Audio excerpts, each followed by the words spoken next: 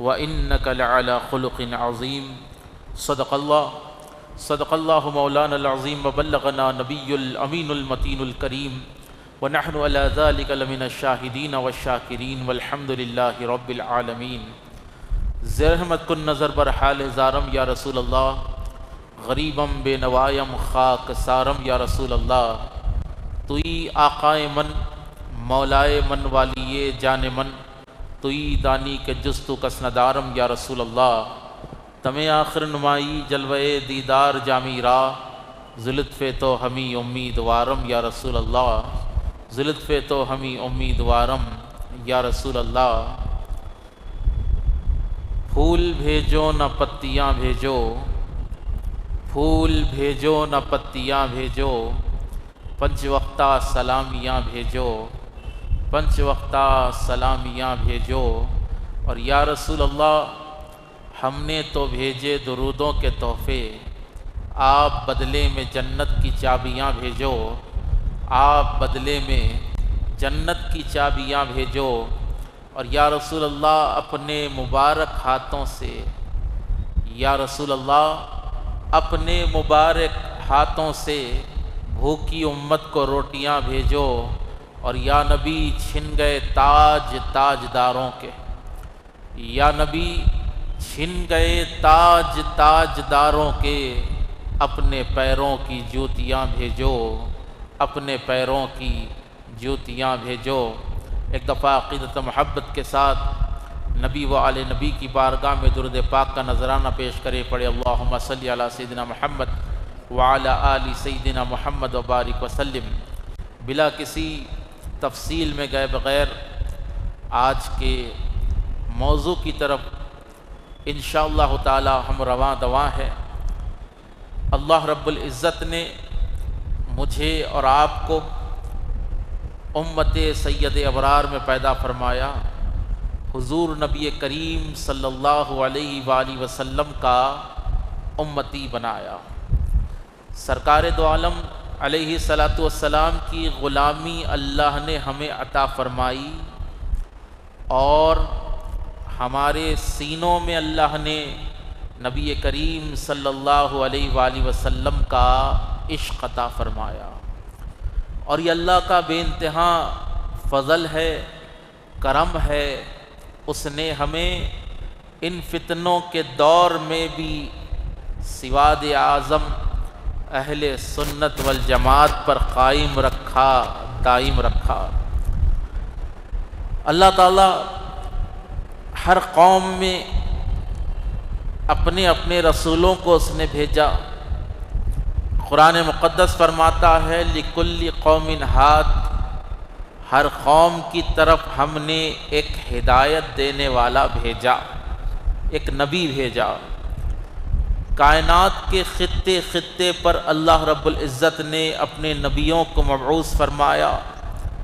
مقصد یہی تھا، جو انسان شیطان کی بندشوں میں جکڑا ہوا ہے، جو انسان اللہ کو چھوڑ کر مشرکانہ طرز پر اپنی زندگی کو گزار رہا تھا، جو انسان نبیوں کو جھٹلا کر، یعنی حق دین کو جھٹلا کر بت پرستی کی طرف رواں دواں ہو چکا تھا، اللہ نے نسل آدم میں بے شمار انبیاء کو پیدا فرمایا، اور نبیوں کو بھیجے جانے کا مقصد یہی تھا کہ لوگ ہدایت پر آ جائے، صراط مستقیم پر آ جائے، سیدھے راستے پر آ جائے، اللہ کی وحدانیت کی طرف ان کا رجحان ہو جائے۔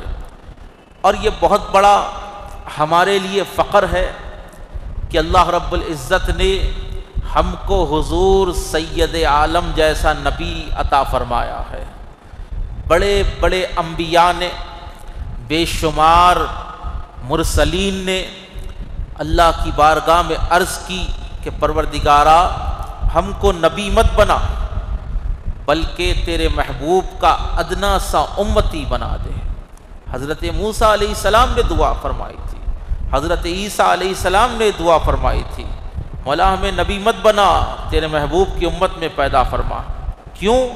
اللہ رب العزت نے اپنے حبیب علیہ السلام کی امت پر اپنے انعام کی، اکرام کی بارش فرمائی ہے۔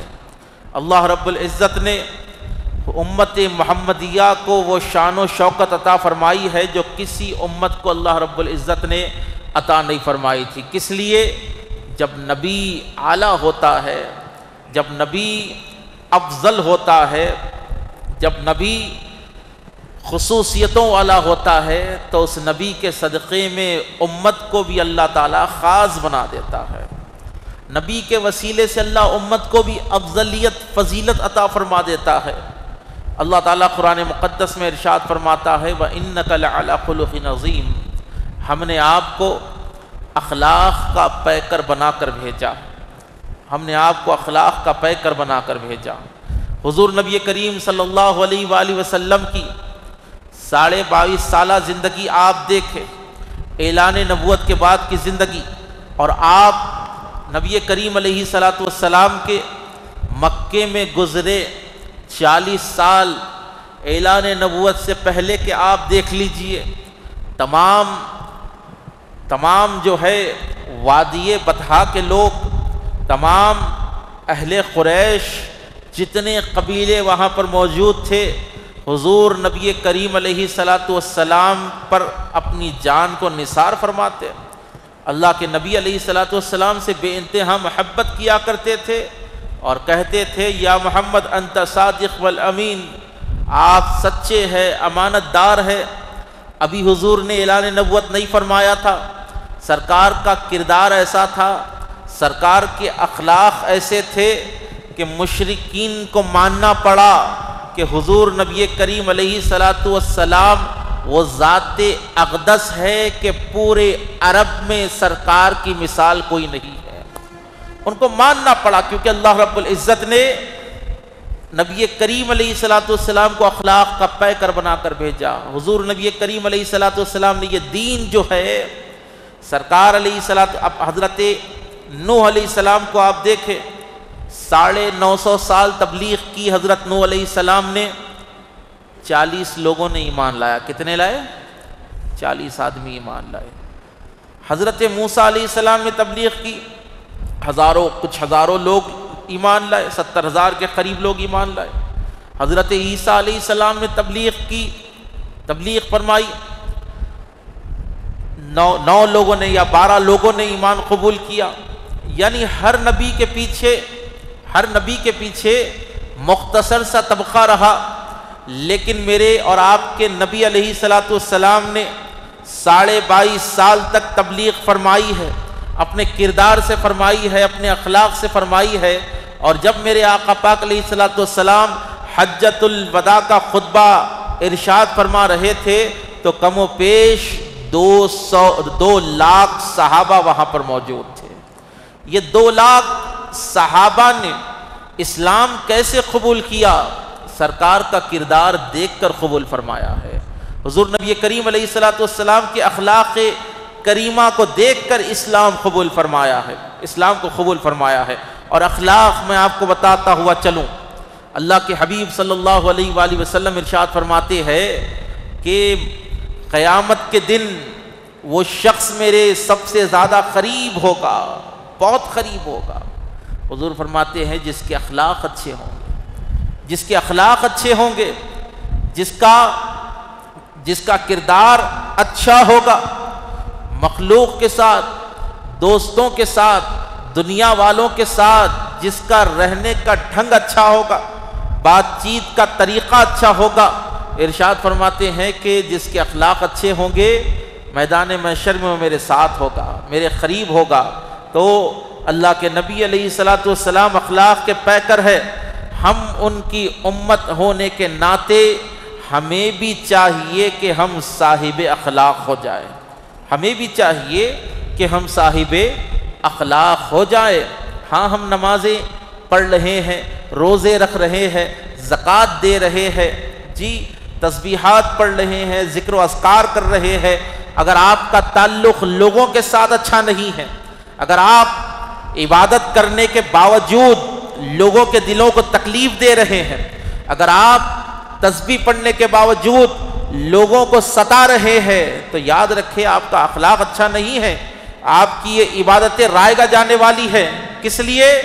اللہ تعالیٰ اس شخص کی عبادت قبول فرماتا ہے، اس شخص کی عبادت قبول فرماتا ہے جو حقوق اللہ پر بھی کامل طور پر پابندی کرے اور حقوق العباد پر بھی، یعنی بندوں کا حق بھی ادا کرے۔ کیا ہے بندوں کا حق؟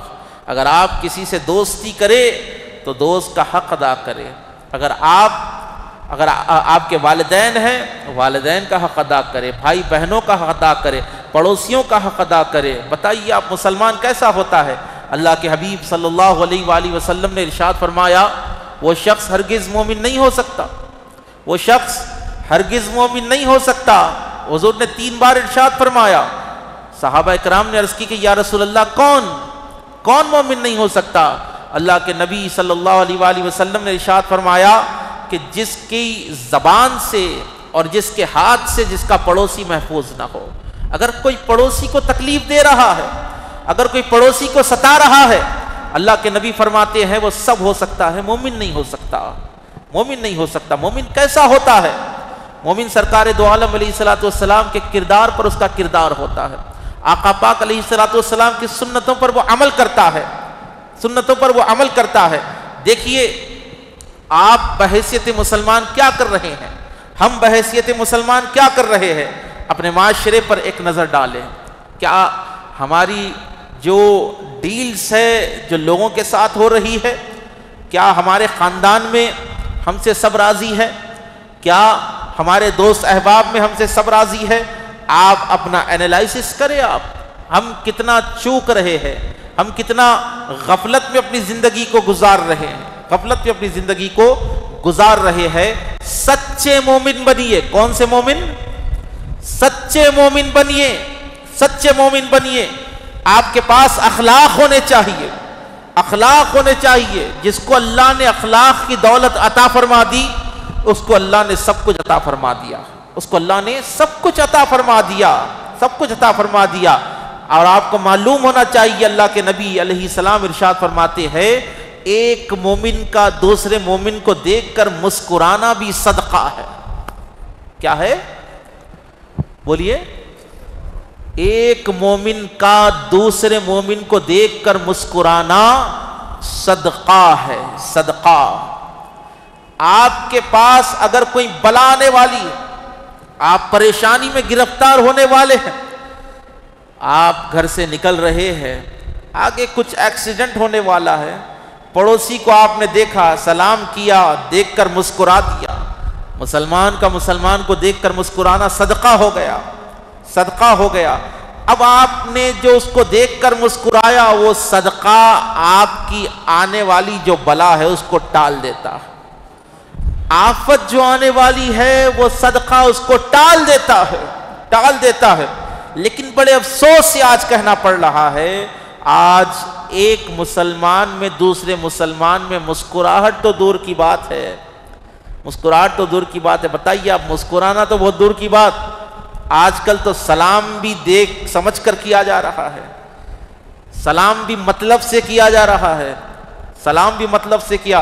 حضرت انس بن مالک رضی اللہ تعالیٰ عنہ بیان کرتے ہیں کہ میں 10 سال تک حضور کی خدمت میں رہا اور 10 سال میں میری خواہش رہی کہ میں پہلے حضور کو سلام کروں، لیکن ہر وقت میرے آقا نے مجھ کو پہلے سلام فرمایا ہے۔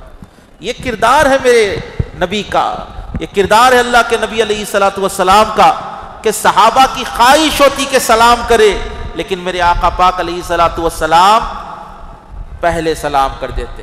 اور حدیث پاک ہے السلام قبل الکلام، بات کرنے سے پہلے سلام کیا کرو، بچہ ہو، بوڑھا ہو، نوجوان ہو، کوئی بھی ہو، پہلے سلام سے شروعات کرو۔ آج ہمارے پاس سلام کا کلچر ختم ہو رہا ہے، ختم ہو رہا، مطلب کے سلام مارے جا رہے ہیں، کس سے کیا مطلب نکلے گا، جو مطلب کا آدمی ہے اس کو سلام کیا جاتا ہے، اور جس سے کوئی مطلب نہ ہو، وہ پڑوسی ہو یا رشتہ دار ہو، اس کو چھوڑ دیا جاتا ہے۔ بتائیے کیا مومن ایسا ہوتا ہے؟ کیا مسلمان ایسا ہوتا ہے؟ نہیں، مسلمان ایسا نہیں ہوتا، مسلمان رحم دل ہوتا ہے، مسلمان مخلوق سے محبت کرتا ہے، مسلمان جو ہے معاشرے میں ایک تبدیلی لاتا ہے۔ آج ہماری زندگیوں کی طرف ایک نظر ڈالیے، ہمارے نبی سب سے بہترین ہے، لیکن آج افسوس کی بات ہے ہم مسلمان اس نبی کا کلمہ پڑھنے کے باوجود آج بدترین حرکتوں میں لگے ہوئے ہیں۔ کون سا گناہ ہے جو آج ہم نہیں کر رہے ہیں؟ سب کر رہے ہیں۔ چغلیاں ہمارے پاس عام ہو چکی ہے، مسجدوں کو ہم ویران کر رہے ہیں، آج ہم رشتوں کو توڑ رہے ہیں، آج ہم جو ہے لوگوں پر ظلم و ستم کر رہے ہیں، آج مسلمان جو ہے نعوذ باللہ من ذالک قتل و غارت گری میں اپنی زندگی گزار رہا ہے، جی غنڈہ گردی میں اپنی زندگی گزار رہا ہے، محلے میں دہشت پھیلا رہا ہے۔ بتائیے آپ کیا مسلمان ایسا ہوتا ہے؟ مسلمان کیسا ہوتا ہے؟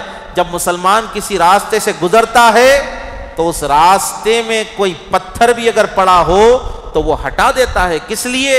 اللہ کے نبی نے ارشاد فرمایا کہ راستے کا پتھر ہٹانا بھی ایمان کا ایک درجہ ہے۔ راستے کا تکلیف دہ چیز ہٹانا ایمان کا ایک درجہ ہے۔ اور آج بڑے افسوس کی بات ہے، آج ہم ہر جگہ جو ہے بلاک کرتے جا رہے ہیں، راستوں کو بلاک کر رہے ہیں، ہم کیا کیا کر رہے ہیں، رشتہ داریوں کو توڑ رہے ہیں، سنتوں کو ہم توڑ رہے ہیں۔ آج ہم کو ان چیزوں کو سمجھنا چاہیے۔ دیکھیے ہم اہل سنت والجماعت ہے، کون ہے جو سنی ہے؟ ذرا زور سے کہیں، ہم اہل سنت والجماعت ہے، ہمارے گھر پر غوث پاک کا جھنڈا ہے۔ دیکھیے ہم پیرانے پیر کے عاشق ہیں، ہم غوث پاک کے دیوانے ہیں، لیکن بتائیے کیا غوث اعظم سے ہم کو کیسی محبت ہے؟ کیا صرف 11ویں شریف کا جھنڈا گھر پر لگا لینا یہ سنیت ہے؟ نہیں، یہ سنیت نہیں ہے۔ اصلی سنیت کیا ہے؟ گھر پر جھنڈا بھی رہے، آپ کے کردار میں غوث اعظم کا عمل بھی رہے، آپ کے طریقے میں غوث اعظم کا طریقہ بھی رہے۔ غوث پاک کے اگر تم دیوانے ہو، غوث پاک کے عاشق ہو، اولیاء اللہ کے تم عاشق ہو، تو تمہارا تعلق مسجدوں سے ہونا چاہیے، مسجدوں سے ہونا چاہیے، تمہارا تعلق جو ہے رحم دلی سے ہونا چاہیے، تم لوگوں پر ظلم نہیں کرنا چاہیے۔ بتائیے آپ یہ کیسی عاشقی ہے؟ آپ سنتوں کو توڑ رہے ہیں، پھر اپنے آپ کو سنی بھی کہہ رہے ہیں، آپ نمازوں کو چھوڑ رہے ہیں، پھر اپنے آپ کو سنی بھی کہہ رہے ہیں۔ وعدہ کیجئے انشاءاللہ تعالی 5 نمازیں ہم روزانہ پڑھتے رہیں گے، انشاءاللہ پڑھتے رہیں گے۔ دیکھیے کچھ کام آنے والا نہیں ہے، کچھ کام آنے والا نہیں ہے۔ واقعے میں اگر کوئی چیز قبر کے اندر اگر کام آنے والی ہے تو یہ نمازیں کام آنے والی ہے، یہ ذکر و اذکار کام آنے والے ہیں، یہ بندگی کام آنے والی ہے۔ ہزاروں لاکھوں کروڑوں اربوں قربوں کتنے لوگ آئے اور کتنے چلے گئے، سب ختم ہو گئے۔ کہاں گئی بہادریاں، کہاں گئی دولت، کہاں گیا غرور، سب مٹی کھا گئی، سب قبریں نگل گئی۔ بتائیے ہم جس طرح آج زندگی گزار رہے ہیں، ہم سے پہلے بھی لوگوں نے زندگی گزاری ہے۔ ہم آج جس طرح جی رہے ہیں، ہم سے پہلے بھی لوگ جی کر چلے جا چکے ہیں۔ قبر جب سب کا ٹھکانہ ہے تو بتائیے ہم کو آج قبر کی فکر کیوں نہیں ہے؟ اسی لیے نہیں ہے کہ ہم نے دنیا کو اپنا اصلی مسکن سمجھ رکھا ہے، ہم نے دنیا سے ایسے دل لگا لیا ہے کہ ہم کو کسی چیز سے آج غرض نہیں رہی۔ ہم دنیا اتنی کمانا چاہتے ہیں، ہم دنیا اتنی پانا چاہتے ہیں۔ ارے یہ دنیا فرعون کے کام نہیں آئی، یہ دنیا شداد کے کام نہیں آئی، یہ دنیا نمرود کے کام نہیں آئی، یہ دنیا یزید پلید کے کام نہیں آئی۔ بڑے بڑے بادشاہ گزرے، سونے کے تختوں پر بیٹھا کرتے تھے، سونے کے تاج پہنا کرتے تھے۔ ارے آج وہ مٹی میں خاک ہوئے پڑے ہیں، قبروں میں خاک ہوئے پڑے ہیں۔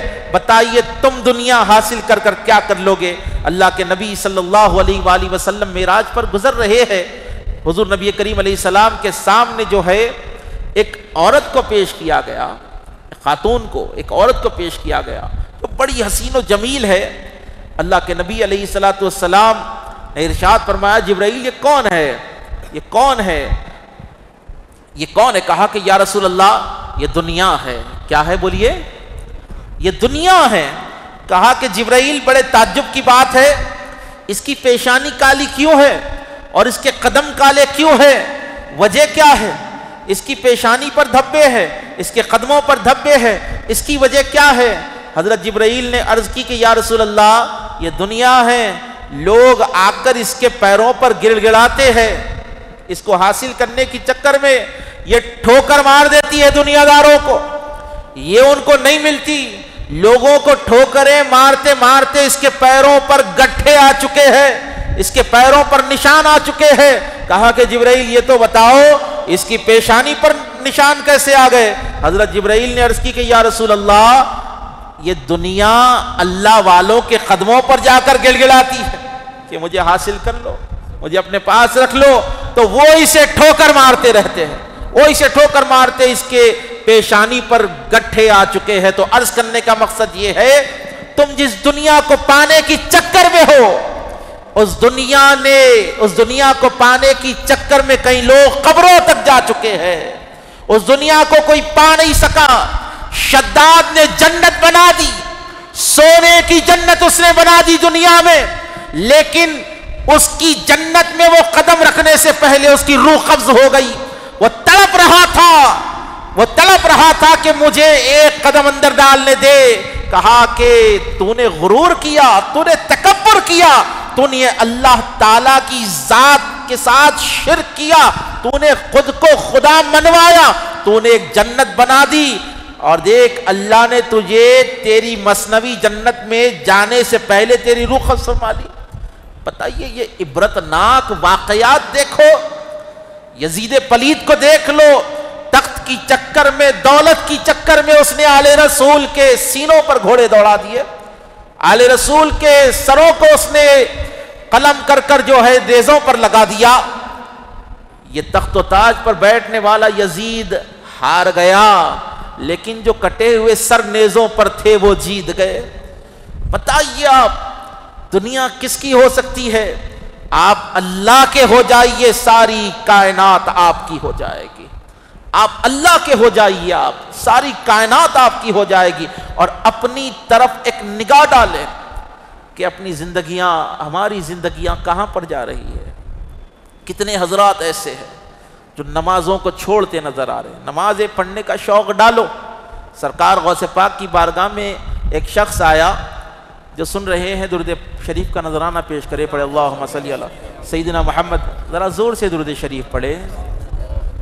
ایک شخص غوث پاک کی بارگاہ میں آیا، آ کر عرض کرنے لگا سرکار میں کماتا تو بہت ہوں، کاروبار کرتا ہوں، اللہ کا فضل ہے، بہت سارا پیسہ کماتا ہوں، لیکن میرے گھر میں برکت نہیں ہے، میرے گھر میں برکت نہیں ہے، آپ دعا فرمائیے، دعا فرمائیے۔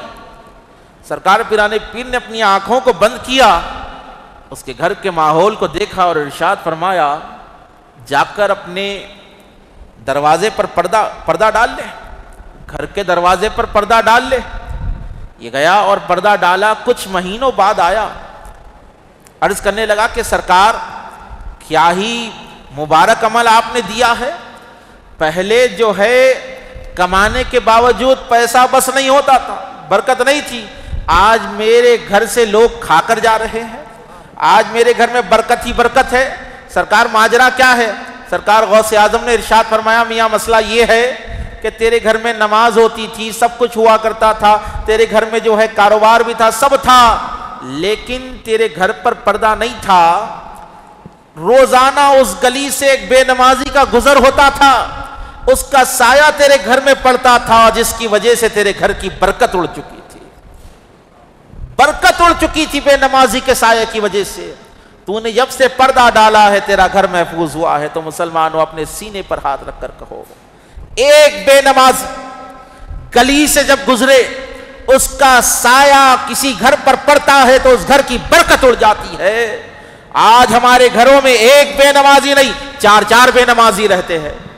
آج ہمارے گھروں میں جمعہ سے جمعہ تک، جمعہ کو پڑھتے پھر جمعہ کو پڑھتے، جمعہ پڑھتے پھر جمعہ پڑھتے، کچھ تو ایسے ہے اللہ تعالیٰ ان کو ہدایت دے، عید کی نماز پڑھتے خالی آ کے۔ بتائیے پھر برکت کہاں سے آئے گی؟ کون سا بھی نعرے اللہ کے لگا لو، کتنی بھی تعویذیں لا کر لگا لو، اللہ نے جہاں پر مہر مار دی ہے بے برکتی کی، کوئی کس کی تعویذ ہے جو آپ کے رزق میں اضافہ کر سکتی ہے؟ خدا کی عزت کی قسم ہے، نمازوں کی کثرت کریں، یہ نمازوں سے اللہ تعالی حالات پر رحم فرماتا ہے، اللہ کے ذکر کے صدقے میں اللہ عمروں کو طویل فرماتا ہے، رزق میں برکت ہوتی ہے، پریشانیاں دور ہوتی ہے۔ آج ہم مفلسی کی زندگی، پریشانی کی زندگی اس لیے گزار رہے ہیں کیونکہ ہم نے مکمل طور کو دین کو نہیں سمجھا ہے، ہم نے قرآن شریف کو پڑھنے کی کوشش نہیں کی، قرآن شریف کو ہم نے سمجھنے کی کوشش نہیں کی، ہمارے پاس وقت نہیں ہے دین سمجھنے کے لیے۔ آج ہم پوری دنیا کو دیکھ رہے ہیں، ہندوستان میں کیا ہو رہا ہے، پڑوسی ملک میں کیا ہو رہا ہے، امریکہ میں کیا ہو رہا ہے، عراق میں کیا ہو رہا ہے، ایران میں کیا ہو رہا ہے، سعودی عربیہ میں کیا ہو رہا ہے۔ ہم تحقیق کر رہے ہیں لیکن ہم یہ نہیں دیکھ رہے ہیں کہ آپ اپنے ساتھ کیا کر رہے ہیں۔ جو جسم اللہ نے تم کو دیا ہے امانت بنا کر، اس امانت کے ساتھ آپ کیسی خیانت کر رہے ہیں، آپ اپنے آپ کو تباہی کی طرف لے جا رہے ہیں۔ اللہ نے تمہیں اگر دولت دی ہے، دولت کا استعمال آپ کہاں پر کر رہے ہیں؟ اللہ نے تمہیں اگر طاقت دی ہے، طاقت کا استعمال تم کہاں پر کر رہے ہو؟ یاد رکھو ایک ایک لمحے کا حساب ہونے والا ہے، ایک ایک دانے کا حساب لینے والا ہے۔ کہنے والے نے کیا خوب کہا، اگر وہ سوال کرنے پر آئے تو دانے دانے کا حساب لے لے، بخشنے پر آ جائے تو بلا حساب جنت میں داخل فرما دے۔ تو دیکھو ایسے بنو کہ اللہ تعالیٰ تم پر اپنا عفو رکھے، درگزر فرمائے تمہارے گناہوں کو، ہمارے گناہوں کو۔ دین کو سمجھو اور اپنے گھر کا جائزہ لو، اپنے گھر میں ہم کیا کر رہے ہیں، اپنی بیوی کے ساتھ، تمہاری بیوی کے ساتھ تمہارے تعلقات کیسے ہیں؟ عورت آج وہی دور پلٹ کر آ رہا ہے، جس طرح پہلے دور میں عورتوں کو پیر کی جوتی کے برابر سمجھا جاتا تھا یا اس سے بدتر سمجھا جاتا تھا، آج بھی وہی حالات عورت کے ساتھ ہو رہے ہیں، آج بھی وہی حال خواتین کے ساتھ ہو رہا ہے۔ ارے بتائیے آپ، آج جو ہے ہم مسلمان ہونے کے باوجود عورتوں کی ناقدری کرتے نظر آ رہے ہیں، بچیوں کی ناقدری کرتے نظر آ رہے ہیں۔ قدر کرو، اللہ کے نبی علیہ الصلوۃ والسلام نے ارشاد فرمایا، جس کو بیٹی ہو، جس کو 3 بیٹیاں ہو، ان کی صحیح تربیت کرے، ان کو تعلیم دے۔ کیا کرے؟ تربیت کرے، تعلیم دے، ان کا نکاح اچھی جگہ پر کر دے اور اس کے بعد بھی ان کے ساتھ حسن سلوک کرتا رہے۔ اللہ کے نبی ارشاد فرماتے ہیں ایسے آدمی کو اللہ تعالیٰ جنت میں داخل فرمائے گا۔ کسی صحابی نے عرض کیا کہ یا رسول اللہ اگر کسی کی ایک ہی بیٹی ہو، کہا کہ ایک بیٹی کی صحیح تربیت کرے، صحیح تعلیم دے، صحیح جگہ نکاح کرے، اس کے بعد بھی حسن سلوک کرتا رہے تو اللہ تعالیٰ اس کو بھی جنت میں داخل فرمائے گا۔ وہ بیٹی جو تم کو جنت تک لے جانے والی ہے، وہ بیٹی جو تم کو جنت کی ضمانت دے رہی ہے، آج جو ہے تم اس کو ایک الگ نظر سے دیکھ رہے ہو۔ آپ کو بیٹا ہونا ہے، بیٹا ہونا ہے، بولے بیٹے سے محبت رہتی، بیٹی سے محبت نہیں رہتی۔ بڑے ہی تعجب کی بات ہے، بڑے ہی افسوس کی بات ہے۔ ایک دور تھا بچیوں کو زندہ دفنا دیا جاتا تھا، ایک دور تھا عورتوں کو جو ہے منحوس سمجھا جاتا تھا، ایک دور تھا عورتوں کے ساتھ ناانصافی کی جاتی تھی۔ اور آج بھی یہ سوال ہوتا ہے نا کہ اسلام میں عورت کے حقوق نہیں ہیں، مسلمانوں کے پاس عورت کے حقوق نہیں ہیں، اسلام میں جو ہے عورت کا مقام ایک دم نچلے درجے کا ہے۔ میں آپ کو بتاتا ہوا چلوں اسلام میں عورت کا مقام کیا ہے، اسلام میں عورت کا مقام کیا ہے۔ دیکھو جہاں پر اللہ نے مرد پر نماز فرض کی ہے، عورت پر بھی فرض فرمائی۔ جہاں پر اللہ نے مرد کو قرآن میں مخاطب فرمایا ہے، وہیں پر عورتوں سے بھی خطاب فرمایا ہے۔ جہاں پر اللہ تعالیٰ نے مرد کے لیے احکام نازل فرمائے ہیں، اسی کتاب میں خواتین کے لیے بھی حسن سلوک کا پیغام عطا فرمایا ہے۔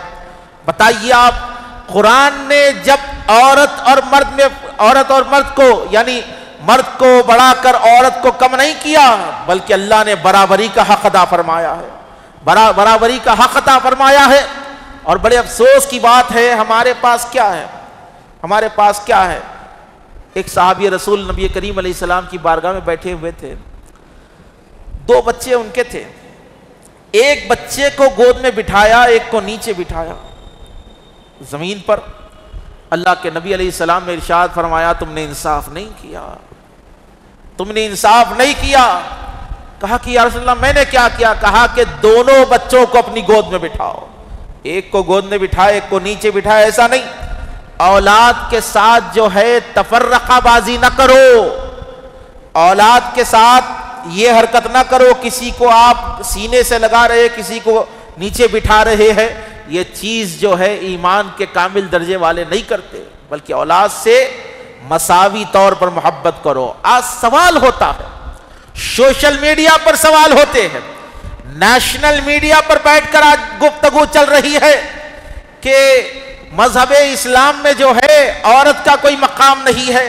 خدا کی عزت کی قسم ہے، میرا دین اسلام وہ ہے، میرا نبی وہ ہے، قرآن کے احکام وہ ہے۔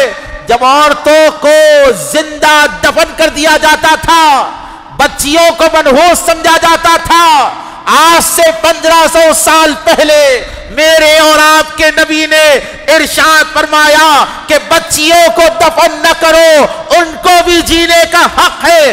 ارے آپ ہندوستان کی طرف ایک نظر ڈالتے آج سے 1500 سال پہلے تو آپ کو معلوم ہوتا کہ ستی پرتھا کے تحت عورتوں کو اس کے شوہر کے ساتھ زندہ جلا دیا جاتا۔ کہیں پر عورت دیوداسی بن کر اپنی زندگی کو تباہ کرتی نظر آتی، کہیں پر عورتوں کو جو ہے کپڑے پہننے کا بھی حق نہیں تھا۔ دنیا کے کونے کونے میں عورتوں کے ساتھ ناانصافی ہو رہی تھی۔ میرے آقا پاک علیہ السلام نے اسلام نے کیا دیا ہے؟ اسلام نے عورتوں کو زندگی عطا فرمائی ہے، اسلام نے عورتوں کو زندگی عطا فرمائی ہے۔ کوئی عورت بیوہ ہو جاتی تو اس کو محلے سے نکال دیا جاتا، اس کو شادیوں میں نہیں بلایا جاتا، اس کو نیک کاموں میں نہیں بلایا جاتا، اس کو منحوس سمجھا جاتا۔ لیکن اسلام نے کیا کیا؟ اسلام نے جو ہے اگر بیوہ بھی ہے تو اس کا بھی حق بیان فرمایا ہے، اس کا حق بیان فرمایا ہے۔ آپ دوسرے مذاہب میں دیکھیں، آپ شوہر مر گیا تو وہ بیوہ عورت جو ہے دوسری شادی نہیں کر سکتی، لیکن اسلام نے اس بیوہ خاتون کو بھی اپنا ہم سفر چننے کا حق عطا فرمایا ہے، حق عطا فرمایا ہے۔ اور بولتے اسلام عورتوں کے ساتھ ناانصافی کر رہا ہے، ناانصافی کر رہا ہے۔ بولے کیوں؟ مردوں کو طلاق دینے کا حق ہے، عورتوں کو نہیں ہے۔ دیکھو، مرد کو طلاق دینے کا حق ہے تو اسلام نے عورت کو بھی خلا کا حق عطا فرمایا ہے۔ عورت خلا لے سکتی ہے اگر مرد جو ہے برا ہے۔ آپ دوسرے مذاہب میں دیکھیے، 7 جنموں کا سفر ہے، کیسا بھی ہو کاٹو، پھر مرو، پھر اس کے ساتھ ہی اٹھو، پھر مرو اس کے ساتھ ہی اٹھو۔ ہمارے پاس جو ہے اسلام نے یہاں پر عورت کو باندھ کر نہیں رکھا کہ یہاں پر اگنی کو ساکشی باندھ کر 7 پھیرے لے لو، ختم۔ اسلام نے کہا کہ شوہر اگر خراب ہے، تیرا اگر میاں خراب ہے تو تو خلا لے سکتی ہے، اسلام نے یہ دیا ہے۔ اور بولتے کہ اسلام نے عورتوں کے ساتھ ناانصافی کی ہے، لڑکے کو جو ہے حق زیادہ دیا، لڑکی کو کم دیا۔ خدا کی عزت کی قسم ہے، اسلام نے عورت کو جو ہے ایک رانی کا موقف عطا فرمایا ہے۔ وہ کس طرح؟ باپ کی وراثت میں بھی حصہ ملتا ہے، شوہر کی وراثت میں بھی حصہ ملتا ہے، بیٹے کی دولت میں بھی حصہ ملتا ہے۔ خدا کی عزت کی قسم ہے، عورت کو مقام، عورت کو اسلام نے کیسا مقام عطا فرمایا ہے۔ اگر بیٹی ہے تو باپ کفالت کرتا ہے، بہن ہے تو بھائی کی ذمہ داری ہے، بیوی ہے تو شوہر کی ذمہ داری ہے، ماں ہے تو اولاد کی ذمہ داری ہے۔ عرض کرنے کا مقصد یہ ہے، اللہ رب العزت نے عورت کو دین اسلام میں وہ مقام عطا فرمایا ہے، ہم ڈنکے کی چوٹ پر کہہ سکتے ہیں اسلام نے عورت کو جو مقام عطا فرمایا ہے دنیا کے کسی مذہب نے مقام عطا نہیں فرمایا ہے۔ اسلام نے عورت کو بلند مقام عطا فرمایا ہے۔ ہر مذہب میں آپ دیکھ لیں عورتوں کے لیے کچھ نہ کچھ کہا گیا ہوگا، لیکن میرے نبی کی ذات پر قربان جائے میرے نبی نے ارشاد فرمایا کہ جنت کو اگر ڈھونڈنا ہو تو یہاں وہاں نہ ڈھونڈو، اپنے ماؤں کے قدموں میں دیکھ لو جنت مل جائے گی، اپنے ماؤں کے قدموں میں دیکھ لو تم کو جنت مل جائے گی۔ عورت کو وہ مقام میرے دین نے دیا ہے، میرے اسلام نے دیا ہے، لیکن آج سوشل میڈیا پر پروپیگنڈا یہ ہوتا ہے کہ اسلام میں یہ ہے، عورت کو مقام نہیں ہے۔ بولے اسلام سمجھنا، اسلام پڑھنا، نیوز چینلوں کا کام یہ نہیں ہے کہ کون سے مذہب میں کیا ہے دیکھے، نیوز چینلز کا کام یہ ہے کہ ملک میں جو ریپس ہو رہے ہیں ان کے قاتلوں کو پکڑوائیں، ان کو سخت سے سخت سزا دلوائیں۔ خدا کی عزت کی قسم ہے، اللہ نے ہمیں دین اسلام میں پیدا کیا، اور ایک وہ مسئلہ ہے بیٹی پڑھاؤ بیٹی بچاؤ، بیٹی پڑھاؤ بیٹی بچاؤ، یہ بس ایک پولیٹیکل نعرہ رہ چکا ہے۔ جس ملک میں یہ نعرے لگتے ہو بیٹی پڑھاؤ بیٹی بچاؤ، اسی ملک میں عورتوں کے ساتھ ناانصافی ہو رہی ہے۔ ہم کہتے ہیں کہ بیٹی پڑھاؤ، جہالت کو مٹاؤ، کیونکہ جب بیٹی پڑھی لکھی ہوتی ہے، ایک عورت جو ہے اپنی اولاد کو جب تعلیم دیتی ہے تو معاشرہ سدھرتا۔ جتنے بڑے بڑے شخصیات کا تم نام لیتے ہو جنہوں نے معاشرے پر احسان کیا ہے، آپ سرکار غوث اعظم کو دیکھ لے، آپ سرکار خواجہ معین الدین حسن سنجری کو دیکھ لے، محبوب الہی نظام الدین اولیاء کو دیکھ لے، ان کو دین کا درس کہاں پر ملا؟ ماؤں کی گودوں میں ان کو دین ملا ہے، ماؤں کی گودوں میں ان کو دین ملا ہے۔ ماں کی گود، اللہ کے نبی علیہ السلام نے ارشاد فرمایا کہ اولاد کے لیے سب سے پہلا مدرسہ اس کی ماں کی گود ہوا کرتی ہے۔ بیٹیوں کو پڑھاؤ۔ آج جہالت کا ماحول ہمارے پاس چل رہا ہے، بولے بچیاں زیادہ نہیں پڑھنا، یہ کس جاہل نے کہہ دیا بچیاں زیادہ نہیں پڑھنا؟ بچیوں کو پڑھاؤ تاکہ وہ بچیاں جب پڑھی لکھی ہوں گی تو اپنی اولاد کو بھی پڑھا لکھا بنائے گی۔ بچیاں جب تعلیم یافتہ ہوگی تو ان کی اولاد بھی تعلیم یافتہ رہے گی۔ اپنی بچیوں کو دین پڑھائیے۔ آج جو ہے یہ جو پروپیگنڈا نیوز چینلوں پہ چل رہا نا، عورت کا حق کم ہے، آپ دیکھیے امریکہ میں عورت کام کر رہی، وہاں جا کے کام کر رہی، فلاں جگہ کام کر رہی، بات حاصل کلام کی طرف لا رہا ہو۔ مغربی تہذیب کو دیکھ کر چند عورتیں بول رہے ہیں ہاں بھائی ہمارے پاس ہم کو بہت سٹرک کر دیے، ہم کو بہت جو ہے ہم کو باندھ کر ڈال دیے۔ وہاں امریکہ میں دیکھو عورتیں کیا کر رہی، بولے امریکہ میں عورت کما رہی عورت کھا رہی۔ بولے یہاں پر آپ ماشاءاللہ اچھے ہیں، آپ کا شوہر کما رہا ہے آپ کو پال رہا ہے، آپ کا بیٹا کما رہا ہے آپ کو پال رہا ہے، کیوں آپ جا کر کام کرتے ہیں؟ اور بتائیے یہ آزادی کیسی آزادی ہے جس سے معاشرہ خراب ہو رہا ہے؟ عورت کی آزادی، عورت کی آزادی نہیں، یہ عورتوں کے کندھے پر رکھ کر اسلام پر گولیاں چلائی جا رہی ہیں۔ عورتوں کے بہانے دین محمدی کو بدنام کرنا ان کی سازش ہے۔ اگر ان کی سازشوں سے اپنے معاشرے کو بچانا چاہتے ہو، اس دین پر جو انگلیاں اٹھ رہی ہے مسلمانوں، میں تم سے گزارش کر رہا ہوں، یہ اٹھتی ہوئی انگلیوں کو اگر گرانا چاہتے ہو تو کیا کرنا ہوگا؟ اپنے گھروں میں اپنی اولادوں کو دین کی تعلیم دو، اپنی بچیوں کو پڑھاؤ، جہالت خود بخود ختم ہو جائے گی۔ ایک عورت جب تعلیم یافتہ ہو جاتی ہے تو اس کی نسلوں میں جو ہے تعلیم یافتہ لوگ پیدا ہوتے ہیں۔ عورتوں کو پڑھاؤ، دینداری سکھاؤ، اور عورتوں کو خود نہیں معلوم ان کی قدر کیا ہے، عورتوں کو خود نہیں معلوم ہے ان کا مقام کیا ہے، ان کا رتبہ کیا ہے، ان کی فضیلت کیا ہے، ان کی منزلت کیا ہے۔ عورتوں کو بھی چاہیے، یہ پاکستانی سیریلوں سے نکل کر کیا حال ہو گیا گھروں میں؟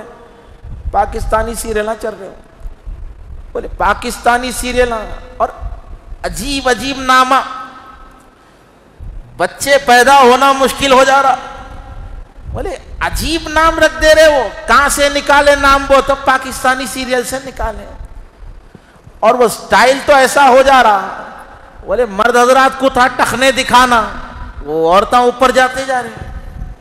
بولے سٹائل, یہ کیسا سٹائل ہے بھائی؟ آپ پردے میں رہیں, آپ جو ہے یہاں کے وہاں کے سٹائل کو نہ دیکھیں, اسلام کو پڑھے, اسلام کی تاریخ کو پڑھے, اور اسلام میں عورتوں کا کردار کیا ہے وہ بھی پڑھے, آپ کو معلوم ہوگا. خود نبی کریم صلی اللہ علیہ وآلہ وسلم کے پاس عورتیں آئی اور عرض کرنے لگی کہ یا رسول اللہ, آپ زیادہ ٹائم جو ہے صحابہ کو دیتے ہیں, مردوں کو دیتے ہیں, ہماری خواہش ہے کہ آپ ہماری محفل میں بھی وقت دیجئے. اللہ کے نبی نے یہ نہیں کہا کہ جاؤ میں خواتین سے بات نہیں کرتا, بلکہ میرے آقا نے اپنی مسجد میں عورتوں کے لیے ایک اجتماع مقرر کیا جس میں عورتیں سوال کرتی, مصطفیٰ جواب دیتے جاتے. یہ مقام عورتوں کا ہے. آج بول رہے کہ نہیں عورت. اور ایک آخری مسئلہ میں آپ کو بولتا ہوا چلو, قرآن فرماتا ہے کہ عورتیں تمہاری بیویاں تمہارے لیے کھیتی ہے. بولے یہ کیسی بات ہے, کھیتی کھیتی کھیتی؟ بولے کھیتی کی مثال دیے اللہ تعالیٰ قرآن میں کہ تمہاری عورتیں تمہارے لیے کھیتیاں ہیں. تو کھیت کا اور کسان کا بڑا گہرا تعلق ہوتا. ٹائم پہ انہیں پانی ڈالتا, کھیت کی حفاظت کرتا, درندوں سے بچاتا, جانوروں سے بچاتا, اور کھیت سے اس کو بے انتہا محبت ہوتی. تو اسلام نے کہا کہ تمہاری عورتوں کا خیال اس طرح رکھو جس طرح تم نایاب چیزوں کا خیال رکھتے ہو. عورتوں کا دل نہ دکھاؤ, عورتوں سے محبت, اپنی بیویوں سے محبت کرو. اور بڑے افسوس کی بات یہ ہے وہ لوگ جو اپنی بیویوں کو گالیاں دیتے ہیں, مارتے ہیں. اور چند تو ایسے بھی ہے حیدرآبادیاں, بولے میں شوہر ہوں کچھ بھی کر سکتا ہوں. بولے اللہ کو جواب دینا ہے, اللہ پکڑے گا کہ تو نے کسی کی بیٹی کے ساتھ ظلم کیا تھا, اور دیکھو تم اپنی بیوی پر ظلم کرو گے تو تمہاری بیٹی پر داماد ضرور ظلم کرنے والا ملے گا. نہیں, یہاں سے گناہ کریں گے وہاں سے واپس آ جائیں گا. اپنی بیویوں کو مت ستاؤ, بلکہ کیا کرو, ان سے محبت سے پیش آؤ, ان سے جو ہے ایک بہترین طریقے سے پیش آؤ. اسلام کیا بتا رہا ہے, اسلام کے طریقے پر چلے. اللہ کی بارگاہ میں دعا ہے کہ مولا تعالیٰ مجھے بولنے سے زیادہ اس پر عمل کرنے کی توفیق عطا فرمائے.